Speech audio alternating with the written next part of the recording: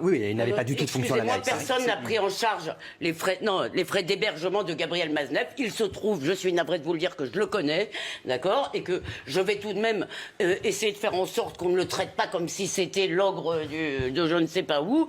Donc les dizaines d'enfants, etc., tout ça est assez fantasmatique. Hein. On a 2 cas. C'est ce qu'il écrit dans ses bouquins. Non. La chambre d'hôtel, c'est de ça que Christophe Girard répond, en fait, de la prise en charge d'une chambre d'hôtel. D'accord. Exactement. Mais excusez-moi, on a aussi enquiquiné la mairie de Paris parce que Gabriel Mazenef avait obtenu un logement de la ville de Paris. C'est-à-dire qu'on essaye de nous dire qu'il doit y avoir des lois d'exception, si vous voulez, pour Mazenef et des lois rétroactives. Ça suffit, cette histoire. Je veux dire, moi, je dois... Comment ?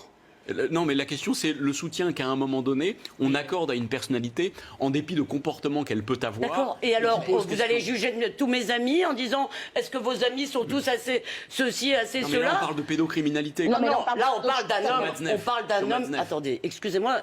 Bon, c'est trop compliqué de parler de l'affaire Mazenef en 10 minutes, mais il se trouve que tout Paris était ami avec Gabriel Mazenef. C'est bien, c'est pas bien. C'est comme C'est ça. ce qui fait qu'aujourd'hui, ça déborde. D'accord. Et Il y a maintenant. un examen de conscience collective. Comment ?